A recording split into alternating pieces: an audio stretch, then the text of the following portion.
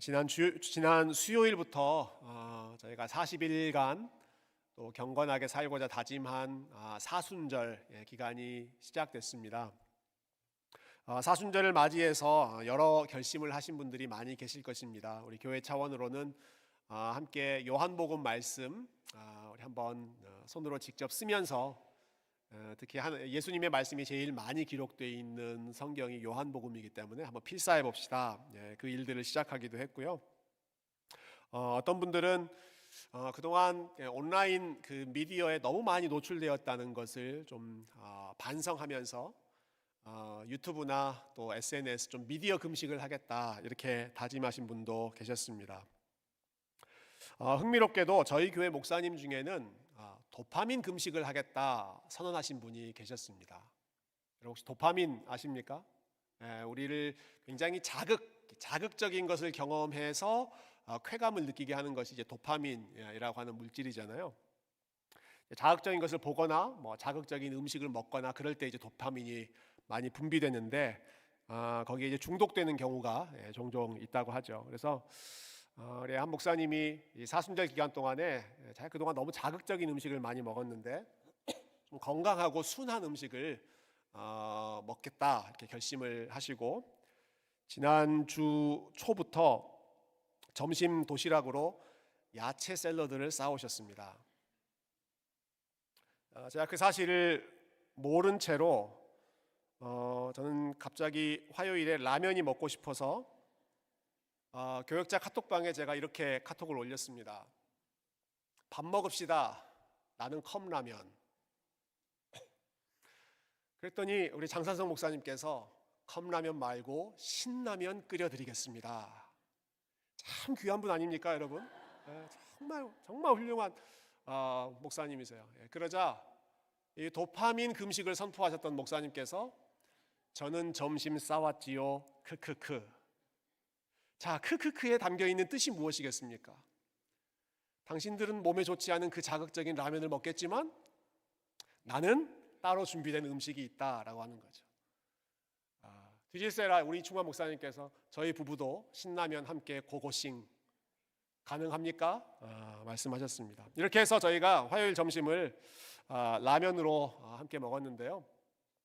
야채 샐러드를 본인은 싸왔다라고 자부하셨던 목사님께서 한동안 갈등하시더니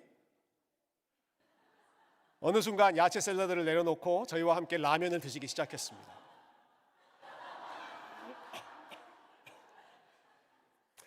목사님의 프라이버시를 위해 제가 신분은 밝히지 않고 눈을 가림으로써 정체를 제가 보호해 드렸는데요. 높아심에 말씀드리는데 다 연출된 사진입니다, 여러분. 우리 목사님께서 설교를 위해 기꺼이 자기가 희생하겠다. 사진을 찍으십시오. 그래서 여러분 사진을 보시면 당근과 샐러리, 몸에 좋은 야채는 먼발치에 있고 왼손으로 그 라면을 아주 풍성하게 들고 준비를 하고 계시죠. 여러분 제가 이 에피소드로 설교를 시작하는 이유는 오늘 본문에 나오는 이 갈라디아 교회 성도들의 상황과 모습이 특별히 사도 바울이 지적하고 있는 그 갈라디아 교회 성도들의 모습이 이와 비슷한 모습이 나타나기 때문에 그렇습니다. 처음 시작은 좋은 것으로 시작했습니다. 처음 시작은 야채 샐러드, 건강한 음식으로 시작했습니다. 마지막은 뭘로 끝났어요? 자극적인 음식으로 끝났습니다. 처음 시작은 결심을 가지고 시작했지만 마지막이 원치 않는 모습으로, 특별히 이전의 모습으로 되돌아가는 그러한 모습이 마치 바울이 갈라디아 교회 성도들에게 당신들의 모습이 지금 이와 같습니다 라고 이야기하는 내용과 굉장히 많이 오버랩 되기 때문에 그렇습니다. 여러분 갈라디아 교회 성도들은요 시작이 아주 좋았습니다. 이 사람들은 믿음이 아주 좋았던 사람들입니다. 믿음이 없고 형식적인 믿음을 가졌던 사람들이 아니었습니다. 아주 훌륭한 믿음을 가졌던 사람들입니다. 3장 앞부분 1절부터 5절에 보면 바울이 여러 가지 질문을 던지면서 갈라디아 교회 성도들 당신들은 이러지 않았습니까? 본인들의 과거를 리마인드 해주는 내용들이 나오는데 하나같이 참 훌륭한 모습들이었습니다. 하나씩 좀 짤막하게 살펴보죠. 1절 보시면 어리석도다 갈라디아 사람들아, 예수 그리스도께서 십자가에 못 박히신 것이 너희 눈앞에 밝히 보이거늘 누가 너희를 꾀더냐. 이 말은 질문의 형태인데 이 말을 뒤집어 보면, 갈라디아 성도님들, 당신들은 예수님께서 십자가에 못 박히신 것을 눈앞에서 밝히 본 것처럼 이미 봤던 사람들입니다 라는 뜻입니다. 예수님의 십자가, 예수님의 그 그리스도의 십자가를 그냥 머리로 아는 정도 아니고요, 책을 읽고 고개를 끄덕이는 그런 정도가 아니고요, 어느 정도로 생생하게 체험했냐면 마치 눈앞에 예수님께서 실제로 십자가에 달려 돌아가신 것처럼 그렇게 생생하게 당신들은 봤습니다. 그렇게 생생한 그리스도의 십자가에 대한 기억과 이해가 있습니다라는 겁니다. 그게 그들의 출발이었습니다. 2절과 3절을 또 보십시오. 2절과 3절 보시면, 내가 너희에게 다만 이것을 알려 하노니 너희가 성령을 받은 것이 율법의 행위로냐 혹은 듣고 믿음으로냐. 3절, 너희가 이같이 어리석으냐 성령으로 시작하였다가 이제는 육체로 마치겠느냐. 무엇으로 시작했다고 합니까? 성령으로 시작했다. 갈라디아 교회 성도님들은 성령으로 시작했습니다. 그리스도의 십자가를 믿고 복음을 받아들였을 때 그들이 성령을 받았습니다. 너희들이 성령을 받은 것이, 이렇게 이야기하잖아요. 성령을 받았습니다. 성령님과 함께 시작했습니다. 성령을 모르는 사람들이 아니라 성령님의 역사, 성령님의 능력을 가까이에서 체험했던 사람들입니다. 그렇게 시작했다가 지금은 육체로 끝난다. 사도 바울이 육체, 플래시라고 한 단어를 쓸 때는 항상 성령과 반대되는 삶을 의미했거든요. 지금은 왜 반대로 가고 있습니까? 왜 당신들의 육체를 자랑합니까? 왜 당신들의 행위를 자랑하고 있습니까? 그런 내용이죠. 4절 한 구절 더 보죠. 너희가 이같이 많은 괴로움을 헛되이 받았느냐. 이 말씀에 담겨져 있는 의미는 갈라디아 교회 성도들이 여러 가지 괴로움도 겪었다라는 것입니다. 왜 괴로움을 겪었는가? 믿음 때문이죠. 믿음 때문에. 믿음을 지키기 위해, 그리고 예수님을 믿는다는 이유로 여러 가지 괴로움과 고난을 겪었던 사람들이 갈라디아 교회 성도들입니다. 고난이 무서워서 닥치자마자 그냥 도망친 사람들이 아니라 그것을 감당했습니다.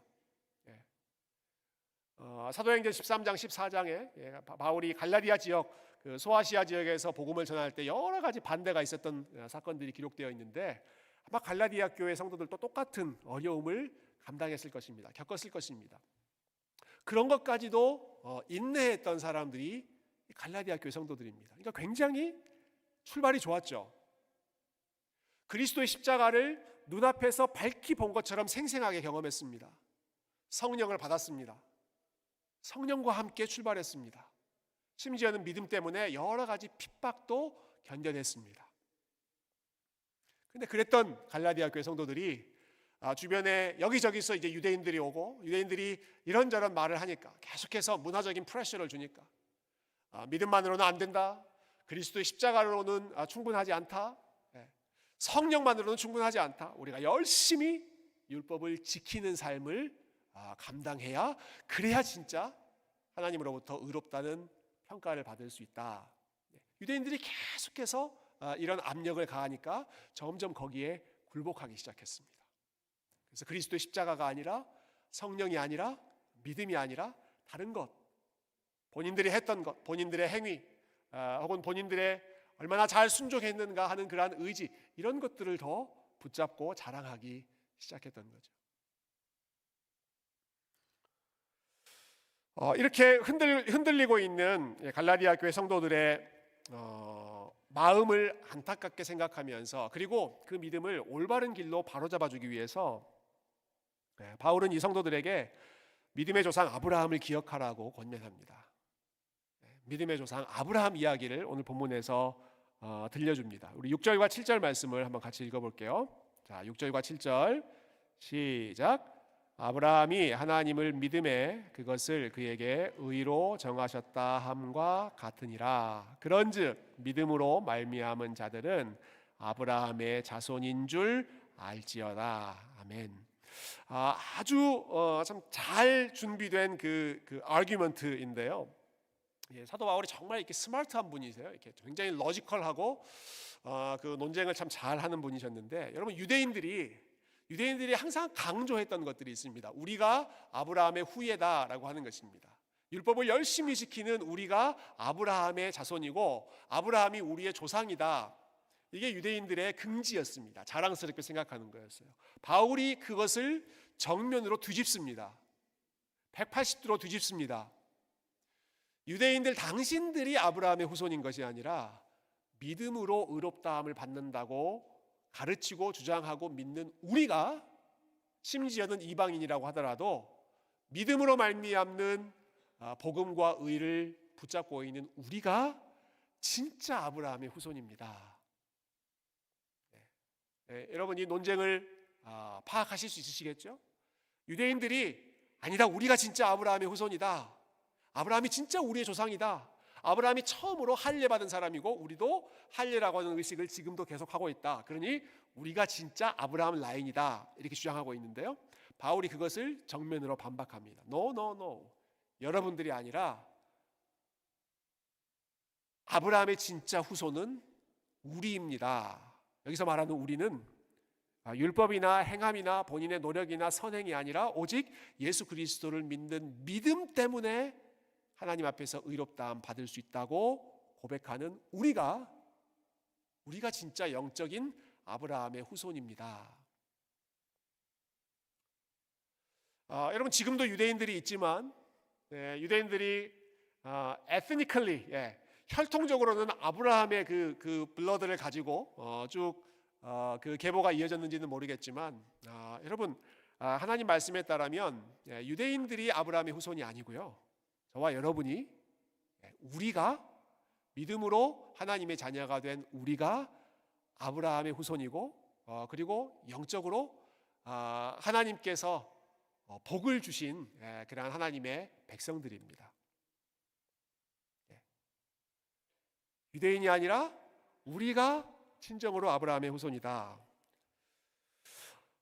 그러면서 오늘 본문에서 바울은 아브라함이 우리의 믿음의 조상이고 원조이기 때문에 믿음으로 의롭다함 받는다는 그 원리를 우리가 놓치지 말고 끝까지 아브라함이 붙잡았던 그 믿음의 길을 우리 포기하지 말고 계속해서 걸어갑시다. 그 사실을 이 갈라디아 성도들에게 권면하고 그리고 격려하고 있는 것이죠. 조금 더 자세하게 이 상황을 들여다봤으면 좋겠는데요. 방금 봤던 이 6절 말씀은 사도 바울이 처음 생각해서 주장한 그런 말씀이 아니라 이미 오래전에 있었던 말씀을 바울이 인용한 말씀입니다. 창세기 15장에 이 말씀이 그대로 있었습니다. 창세기 15장 5절과 6절 말씀을 조금 전에 읽었던 말씀 생각하시면서 한 번 더 같이 읽어보도록 하죠. 5절과 6절입니다. 시작. 그를 이끌고 밖으로 나가 이르시되 하늘을 우러러 무별을 셀 수 있나 보라. 또 그에게 이르시되 내 자손이 이와 같으리라. 아브라함이 여호와를 믿으니 여호와께서 이를 그의 의로 여기시고. 6절 빨갛게 하이라이트 된 부분이 오늘 본문에 그대로 인용했던, 사도 바울이 인용했던 부분입니다. 아브라함이 여호와를 믿었고 그 믿음 때문에 하나님은 아브라함을 의롭다고 여기셨다, 의롭다고 선언해 주셨다라는 거죠. 이게 이미 그 전에 창세기의 상황에서 일어났던 일을 바울이 다시 한번 근거로 제시하는 거예요. 이미 아브라함이 하나님을 믿었다. 그리고 하나님은 다른 것 때문이 아니라 그 믿음 때문에 아브라함을 의롭다고, 의인이라고 선언해 주셨다. 그런데 아브라함이 붙잡았던 그 믿음이 어떤 믿음인가? 그리고 하나님께서 너는 이 믿음으로 말미암아서 너는 의롭다라고 선포해 주신 그 믿음, 그 믿음의 본질이, 그 믿음이 어떤 믿음이었는가 하는 것을 제가 좀 생각해 봤으면 좋겠습니다. 아브라함이 처음으로 이 말씀을 들었던, 하나님을 믿었던 바로 그 순간을 한번 생각해 보면서 그 상황 속에서 믿음이 어떤 역할을 하고 또 아브라함의 인생 속에 그 믿음이 어떻게 펼쳐졌는지 그렇기 때문에 아브라함의 후손이라고 하는 우리들이 어떻게 그런 믿음으로 살아가야 하는지 이 부분을 우리가 좀 주목해 봤으면 좋겠는데요. 여러분 창세기 15장의 상황은요. 방금 우리 아이 소리가 들렸죠. 예, 아기와 관련됩니다. 자녀와 관련이 돼요. 창세기 15장에서 아브라함은 자녀가 없었습니다. 아기가 없었어요. 그 당시에 아이가 없다, 아들이 없다라고 하는 것은 지금의 자녀가 없다라고 하는 거랑은 비교할 수 없을 정도로 아무것도 없는 것입니다. 그 당시에 사람들에게 자녀가 없다, 또 기업을 넘겨줄 아들이 없다라고 하는 것은 정말 아무것도 없는 그러한 것이 아브라함의 삶이었습니다. 그런데 그 순간에 아브라함은 본인의 나이가 많아서 더 이상 본인의 힘으로 아이를 낳을 수 있다, 가질 수 있다라고 하는 것도 알지 못했습니다.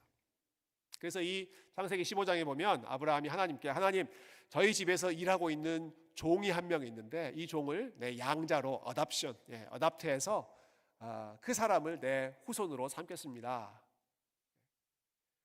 그랬을 때 하나님께서 하신 말씀과 행동이 우리가 방금 읽었던 15장 5절과 6절 말씀인데요. 그때 하나님께서 아브라함을 이끌고 밖으로 나가십니다. 아마 집 밖으로, 그 텐트 장막 밖으로 끌고 나가셨던 것 같아요. 밤중이었습니다. 한밤중에 하늘을 가득 채우고 있는 수많은 별들을 아브라함에게 보여주셨습니다. 그리고 그 별들을 보여주시면서 너 이 별들을 다 셀 수 있니? 하늘을 우러러 뭇 별을 셀 수 있나 보라. 이 말은 별 셀 수 없을 정도로 많다라는 거죠. 셀 수 없이 많은 그 별들을 보여주시면서 아브라함에게 약속하십니다. 너의 자손이 이와 같이 너를 통해 큰 민족을 내가 이루겠다. 아브라함이 그 말씀을 믿었습니다. 그리고 단순히 그 약속이 아니라 그 말씀을 하신 하나님을 믿었습니다. 아브라함이 약속을 믿었다, 어떤 앞으로 태어날 아들을 믿었다, 그렇게 표현하지 않죠. 아브라함이 무엇을 믿었습니까? 여호와를 믿었습니다. 아브라함이 하나님을 믿었다. 하나님이 이렇게 약속을 하셨고 하나님이 이 약속을 이루실 것이다 라고 하는 것을 아브라함이 믿었던 것입니다. 그 하나님을 믿었던 것을 하나님께서 기쁘게 여기시고 너는 의롭다, 너는 내 사람이다 선언을 해주시는 거죠.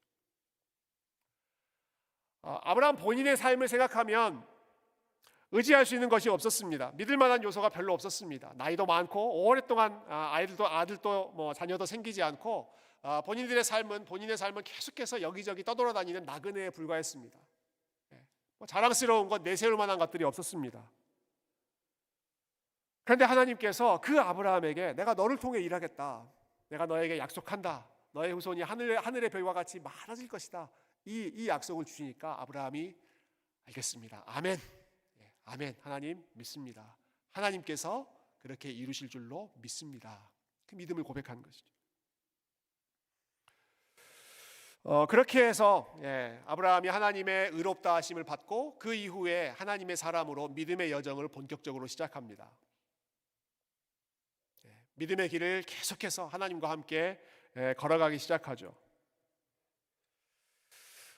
그런데 여러분 잘 아시는 것처럼 하나님을 믿었고 하나님으로부터 의롭다라는 선언을 받았고 내가 너에게 복을 주겠다 하는 약속을 받았던 이 아브라함의 그 다음 여정이 순탄치가 않습니다.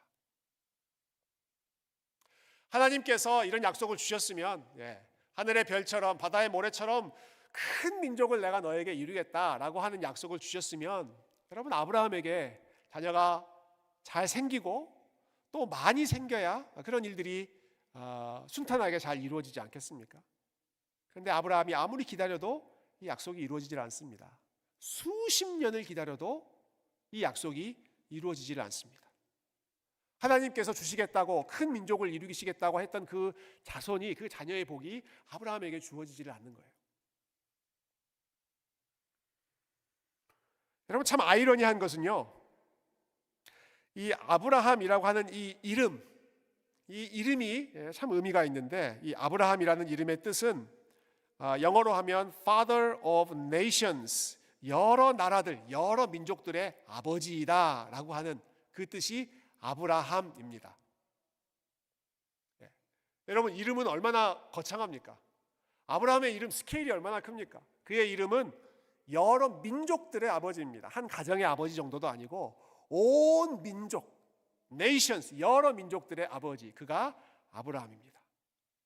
근데 아브라함의 현실은 자녀가 한 명도 없습니다.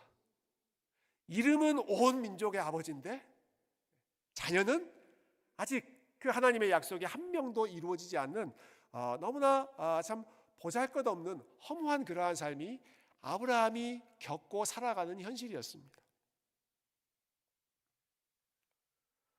오래전에 한국에서 이런 드라마 있었죠. 내 이름은 김삼순이라고 하는 그런 드라마 아마 보신 분들이 계실 거예요. 여자 주인공이 자기 이름이 마음에 안 들어요.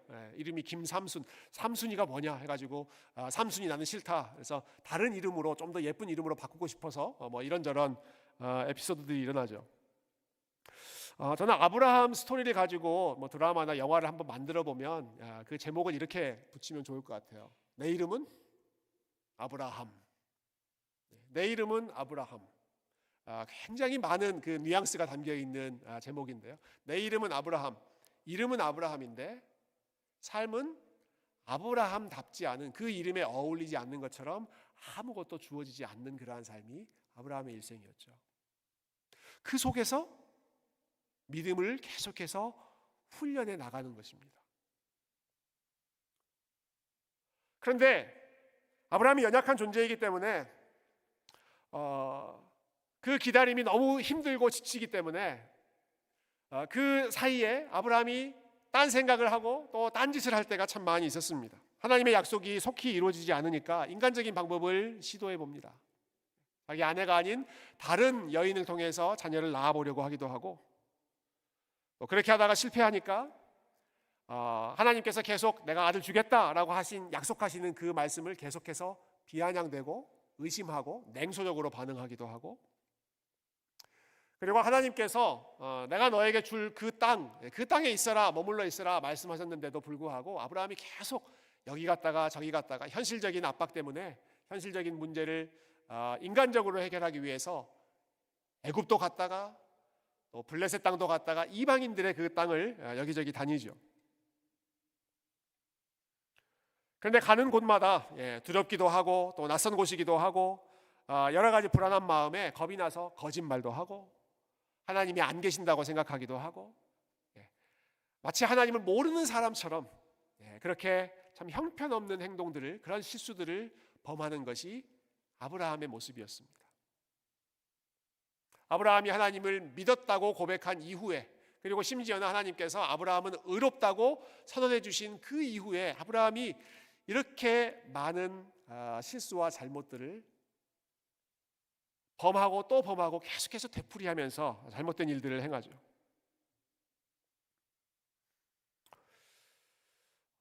그의 별명은 믿음의 조상인데 어딜 보더라도 믿음의 조상답지 않은 모습이 사실은 아브라함의 현실이었습니다. 여러분, 하나님께서 아브라함이 이런 삶을 살고 있다는 사실, 또 이런 삶을 살게 될 거라는 사실을 하나님께서 아셨을까요? 아니면 모르셨을까요? 아브라함에게 이러한 부족한 모습과 이렇게 믿음이 흔들리는 모습과 이렇게 하나님을 잊어버리고 참 자기식대로 살아가는 저런 인간적인 모습이 있을 거라는 것을 하나님은 이미 오래전부터 알고 계셨습니다. 아브라함을 부를 때에도 아브라함이 앞으로 어떻게 살 사람인지를 아셨습니다. 아브라함이 하나님을 믿음에 그를 의롭다고 하나님께서 여기셨다.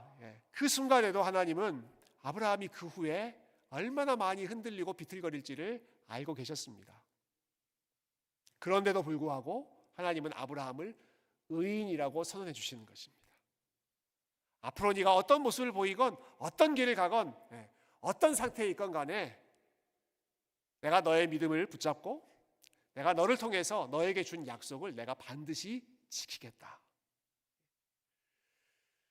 그 하나님의 신실하심을 경험하고 또 훈련했던 사람이 아브라함이었습니다. 우리가 아브라함을 믿음의 조상, 우리의 믿음의 롤 모델이다라고 생각했을 때, 여러분 우리가 생각하는 그 아브라함의 모습은요, 한 번 믿고 그 믿음을 끝까지 지키는 아주 강철 같은 의지의 소유자의 그러한 아브라함의 모습이 아니라 흔들리기도 하고 변덕스러운 모습을 여러 차례 보임에도 불구하고, 그런데도 끝까지 함께 해주시고 끝까지 포기하지 않고 신실하게 아브라함의 삶 가운데 동행해 주시고 일하시고 결국에는 그분의 약속을 이루어내시는 그 하나님의 신실하심을 아브라함이 바라보았다. 그리고 하나님께서 그 신실하심으로 아브라함을 붙잡아 주셨다. 여러분, 그렇게 살아가는 것이 믿음으로 살아가는 것입니다. 그렇게 살아가는 모습을 보여주시려고 하나님께서 아브라함을 부르시고, 이렇게 부족한 모습을 가지고 있는 그 아브라함임에도 불구하고 그 아브라함을 우리의 믿음의 조상이라고, 그리고 너희가 아브라함을 따라서 하나님으로부터 복 받은 사람이라고 말씀해 주시는 것이죠.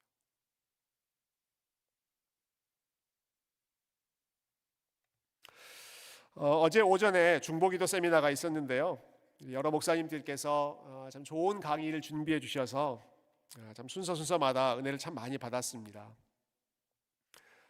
근데 우리 순서 중에 시편 말씀, 시편 139편을 함께 읽으면서 기도하는 시간이 있었는데, 제가 참 은혜를 많이 받았습니다. 시편 139편은 굉장히 유명한 시편입니다. 오늘 우리가 예배 끝날 때 이 139편 가사가 된 그 찬양을 같이 부르고 싶은데요. 그 시편의 앞부분에는 그 다윗이 쓴 시인데, 하나님이 나의 모든 것을 아십니다라는 고백을 합니다. 이런 구절 들어보셨을 거예요. 여호와여, 주께서 나를 살펴보셨으므로 나를 아십니다. 당신은 나의 생각을 아시고, 당신은 내 혀의 말을 아시고, 당신은 내가 앉았다 일어섰다 하는 것을 알고 계시고, 당신은 내가 어디를 다니는지 그리고 어떠한 상황에 있는지를 당신은 모두 아십니다. 하나님, 당신은 아십니다.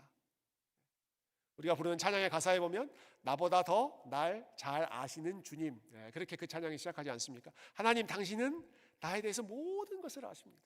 그리고 나서 다윗이 이렇게 고백합니다. 7절부터 14절까지는 이런 표현을 계속 써요. 하나님, 당신은 거기에 계셨습니다. 거기 계셨습니다.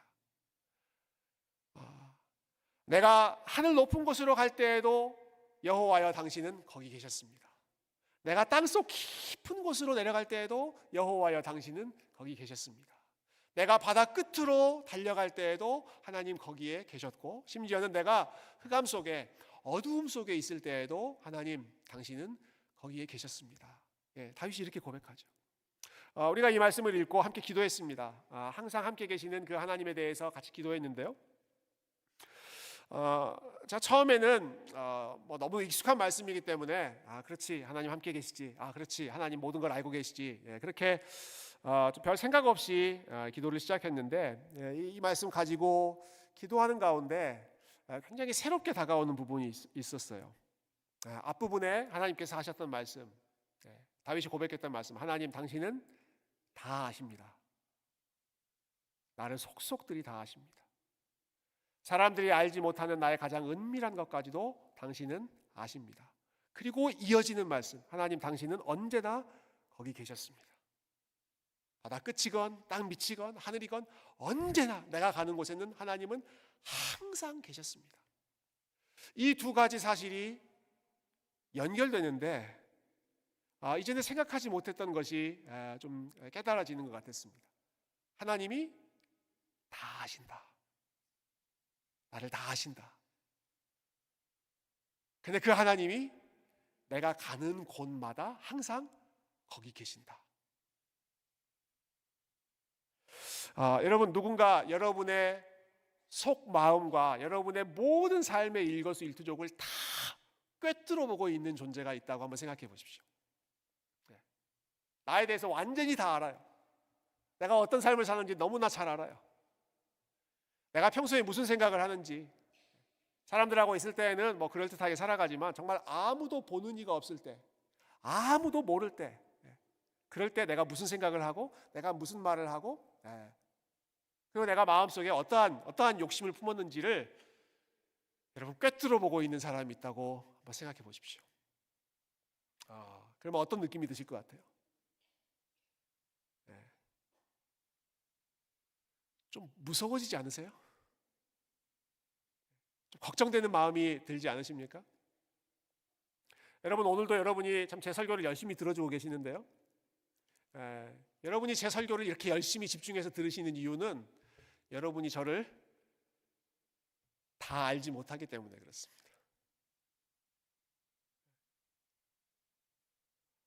목사로서 이렇게 거룩한 모습으로 폼을 잡고 지금 말씀 준비해서 여러분에게 지금 나누고 있지만, 남들이 알지 못하는 저의 은밀한 마음과 저의 욕심과 또 제가 혼자 있을 때 했던 그러한 생각과 행동들을 아마 모든 것을 아신다면 아마 여러분 설교 들을 때 굉장히 불편한 마음이 드실 것입니다. 너무 깊이 알려고 하지 마세요, 여러분. 저에 대해서 너무 깊이 알려고 하지 마십시오. 그냥 말씀을 준비한 사람으로서, 그 공적인 역할을 감당하는 사람으로서 여러분 보시고 이 말씀을 들으시면 그게 제일 좋습니다. 여러분, 그런데 한번 생각해 보는 거죠. 나를 다 아는 사람이 있다면, 나의 부끄러운 모습까지 다 아는 사람이 있다면, 여러분, 그 시편 말씀은 다윗이 한 고백입니다. 다윗이, 하나님 당신은 나의 모든 것을 아십니다. 그 말은 다윗이 남들 모르게 은밀하게 했던 그 모든 허물까지도 하나님 다 알고 계시고 지켜보고 계셨습니다 라는 뜻입니다. 사람들 속이면서 다윗이 몰래 했던 그러한 일들이 있잖아요. 나쁜 일들이 있잖아요. 그러한 일들. 그런데 하나님은 내가 앉았다 일어서는 것과 내 말과 내 마음속에 있는 계획과 내가 했던 그 모든 것들을 하나님은 다 알고 계십니다. 근데 거기서 끝나지 않습니다. 그 다음에 나오는 고백이 기가 막힙니다. 그런데 하나님은 내가 여기를 가도 거기 계셨고 저기를 가도 거기 계셨고 나의 그 부족한 부끄러운 모습을 뻔히 알고 계신 분인데도 불구하고 너 이 정도밖에 안 되냐? 라고 나를 멀리 하시는 것이 아니라 내가 바다 끝으로 갈 때도 하나님 거기 계셨습니다. 내가 땅속 깊은 곳으로 들어가는 것처럼 보일 때에도 하나님 거기 계셨습니다. 여러분, 이것이 다윗만의 고백이 아니라 오늘 바울이 믿음의 조상으로 제시하고 있는 아브라함의 고백입니다.